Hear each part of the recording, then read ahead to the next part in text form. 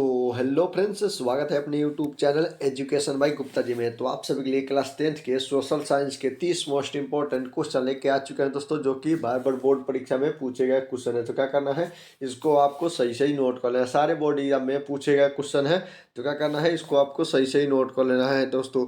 अगर उससे पहले मेरे इस चैनल पर पहली बार आए हैं तो मेरे इस चैनल को सब्सक्राइब और साथ में बेल आइकॉन दबा दीजिए, ताकि हमारा कोई भी नया वीडियो अपलोड हो तुरंत आप तक पहुंच जाए। तो चलिए बिना समय गवाए क्वेश्चन की ओर चलते हैं। तो आपको पहला नंबर में दिया जा, देश के बांधों को किसने भारत का मंदिर कहा था। सो देश के जब बांधों को किसने भारत का मंदिर कहा था, तो इसका राइट आंसर, एक राइट आंसर सी हो जाए। पंडित नेहरू ने कहा था देश के बांधों को मंदिर। इसको आपको सही सही नोट कर लेना है। तो चलिए अगले क्वेश्चन की ओर चलते। तो आपको दूसरे नंबर में दिया, मूल मतलब भूमि का मूल्यांकन उसके किस गुण से निर्धारित होता है। तो भूमि का मूल्यांकन इसके कुछ गुण से निर्धारित होता है। तो इसका राइट आंसर, दो के राइट आंसर डी हो जाएगा। इसको आपको सही से नोट करना। उत्पादकता के मतलब निर्धारित करता है उत्पादकता के, इसको आपको सही सही नोट कर लेना है। तो चलिए अगले क्वेश्चन की ओर चलते। तो आपको तीसरे नंबर में दिया है, सबसे गरीब मतलब गहरी खारे जल की झील कौन सी है। तो सबसे गहरी खारे जल की झील कौन सी है। तो इसका राइट आंसर, तीन के राइट आंसर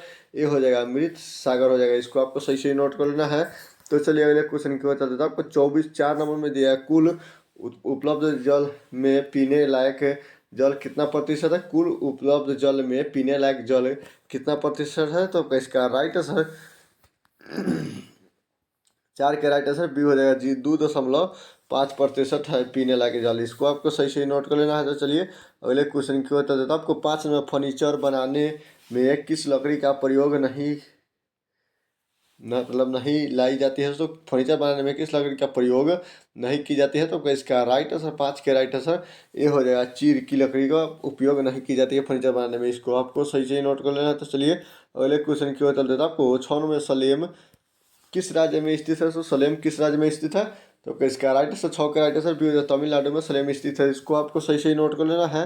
तो चलिए अगले क्वेश्चन की ओर चलते। तो आपको 7 नंबर में एल्युमिनियम उद्योग का कच्चा माल क्या है। तो एल्युमिनियम मतलब एल्युमिनियम उद्योग का कच्चा माल क्या है। एल्युमिनियम उद्योग का कच्चा माल क्या है। तो इसका राइट आंसर, 7 का राइट आंसर बी हो जाए, बॉक्साइट। एल्युमिनियम उद्योग का सबसे कच्चा माल बॉक्साइट। इसको आपको सही से नोट करना है। तो चलिए अगले क्वेश्चन की ओर चलते। तो आपको 8 में सिकंदराबाद किस रेलवे क्षेत्र का मुख्यालय है। तो सिकंदराबाद जो है वह किस रेलवे क्षेत्र का मुख्यालय है। तो इसका राइट आंसर, 8 के राइट आंसर सी हो जाए, दक्षिण मध्य रेलवे का मुख्यालय है सिकंदराबाद। इसको आपको सही से नोट कर लेना। तो चलिए अगले क्वेश्चन की ओर चलते हैं। आपको 9 में बिहार में जल का उपयोग किस काम के लिए होता है। तो बिहार में जल का उपयोग किस काम के लिए होता है।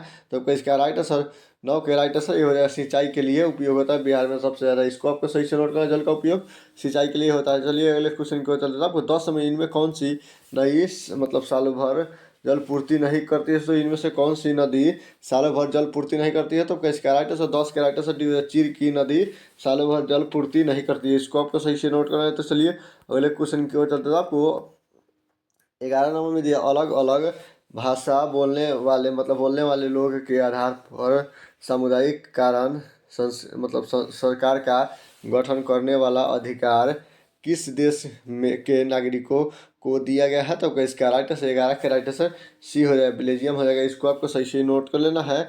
तो चलिए अगले क्वेश्चन की ओर चलते। तो आपको 12 नंबर में दिया, निम्न में मतलब 1993 में ब्राजीलियम के संविधान के कुछ बदलाव किए गए हैं। इन बदलाव का प्रमुख उद्देश्य था क्या था। तो इसका राइट आंसर, 12 के राइट आंसर सी हो जाएगा। इसको आपको सही से नोट कर लेना है, 12 का राइट आंसर सी हो जाएगा, प्रांतीय संस्कारों के अधिकारों में प्रस्ताव करना। तो चलिए अगले क्वेश्चन की ओर जाते। तो आपको 13 नंबर में दिया, सर्वनाम समय वर्तमान समय में विश्व के करीब कितने देश में संगठनात्मक शासन प्रणाली लागू है। तो इसका राइट आंसर, 13 का राइट आंसर बी हो जाएगा, 25% लागू है। इसको आपको सही से नोट कर लेना है। तो चलिए अगले क्वेश्चन की ओर चलते हैं। आपको 14 में सूचना के अधिकार आंदोलन किस शुरुआत सूचना के अधिकार आंदोलन की शुरुआत कहाँ से हुई थी। तो इसका राइट आंसर, 14 के राइट आंसर ये हो जाएगा, राजस्थान से हुई थी सूचना के अधिकार शुरुआत आंदोलन। इसको आपको सही से नोट कर लेना। तो चलिए अगले क्वेश्चन की ओर जाते हैं। आपको 15 नंबर में दिया, लोकसभा में निर्वाचन हेतु कुल सीटों की संख्या कितनी है। लोकसभा में निर्वाचन हेतु कुल सीटों की संख्या कितनी है? तो इसका राइट आंसर 15 के राइट आंसर डी हो जाएगा। 545 कुल सीटों है लोकसभा में निर्वाचन के लिए। इसको आपको सही से नोट कर लेना है। तो चलिए अगले क्वेश्चन की ओर चलते था। आपको 16 नंबर में दिया गया है, निम्नलिखित में कौन सा कथन लोकतंत्र मतलब लोकतांत्रिक शासन पद्धति के संदर्भ में सही नहीं है? तो इसका राइट आंसर 16 का राइट आंसर ये हो जाएगा तीव्र आर्थिक विकास दर। इसको आपको सही से नोट कर लेना। तो चलिए अगले क्वेश्चन की ओर चलते था। आपको 17 नंबर में दिया, निम्नलिखित कथनों में लोकतंत्र के मूल्यांकन के लिहाज में कौन सा कारक लोकतांत्रिक व्यवस्थाओं से अनुरोध नहीं करती है? तो क्या इसका अनुरूप नहीं होती है? तो क्या इसका राइट आंसर 17 का राइट आंसर ये हो जाएगा। इसको आपको सही चुनने के लिए बहुसंख्याओं की तानाशाही, इसको आपको सही से नोट कर लेना है। तो चलिए अगले क्वेश्चन की ओर चलते हैं। तो आपको 18 नंबर में ये भारतीय लोकतंत्र की कर्मचारियों को दूर करने का सबसे अच्छा उपाय क्या है? तो इसका राइट आंसर 18 का राइट आंसर डी हो जाएगा। इसको आपको सही से नोट कर लेना। 18 का राइट आंसर डी हो जाएगा। सुधारात्मक कानूनों का निर्माण करना, इसको आपको सही से नोट कर लेना है। तो चलिए तो अगले क्वेश्चन की ओर चलते था। आपको 19 नंबर में लोकतंत्र के मार्ग में सबसे बड़ी बाधा क्या है? तो लोकतंत्र के मार्ग में सबसे बड़ी बाधा क्या है? तो इसका राइट आंसर 19 के राइट आंसर डी हो जातिवाद एवं क्षेत्रवाद, इसको आपको सही से ही नोट कर लेना है। तो चलिए अगले क्वेश्चन की ओर चलते। आपको 20 नंबर में निम्न में से किसे पिछड़ा राज्य कहा जाता है? इनमें से किसे पिछड़ा राज्य कहा जाता है? तो इसका राइट है 20 का राइट आंसर सी हो जाएगा। बिहार को पिछड़ा राज्य कहा जाता है, इसको आपको सही से नोट कर लेना है। तो चलिए अगले क्वेश्चन की ओर चलते था। आपको 21 नंबर में निम्नलिखित में किस क्षेत्र को प्राथमिक क्षेत्र कहा जाता है? तो इसका राइट आंसर 21 का राइट आंसर बी हो जाएगा। कृषि क्षेत्र को प्राथमिक क्षेत्र कहा जाता है, इसको आपको सही से नोट कर लेना है। तो चलिए अगले क्वेश्चन की ओर चल देता हूँ। 22 नंबर में राष्ट्रीय आय का अर्थ क्या है? तो राष्ट्रीय आय का अर्थ क्या है? तो इसका राइट आंसर 22 का राइट आंसर डी हो जाएगा। उत्पादन के संसाधनों की आय, इसको आपको सही से नोट कर लेना। तो चलिए अगले क्वेश्चन की ओर चलते हैं। आपको 23 नंबर में दिया गया योजना काल में भारत की औसत वार्षिक विकास दर रही है। तो इसका राइट आंसर 23 का राइट आंसर बी है, इसको आपको सही से नोट करना है। 4.2% इसको आपको सही से नोट करना है। तो चलिए अगले क्वेश्चन की ओर चलते हैं। आपको 24 नंबर मुद्रा की वैधानिक परिभाषा किसने दी थी? तो मुद्रा की वैधानिक परिभाषा किसने दी थी? तो इसका राइट आंसर 24 के राइट आंसर क्या हो जाएगा? 24 का राइट आंसर आपका डी हो जाएगा, इसको आपको सही से नोट करना है। तो चलिए अगले क्वेश्चन के ऊपर न किया था, इसको आपको सही से नोट करना है। तो चलिए अगले क्वेश्चन की ओर चलते हैं। आपको 25 में मुद्रा के प्रमुख कार्य क्या है? तो मुद्रा के प्रमुख कार्य क्या है? तो इसका राइट आंसर 25 के राइट आंसर डी हो जाएगा, ये सभी हो जाएगा, इसको आपको सही सही नोट कर लेना है।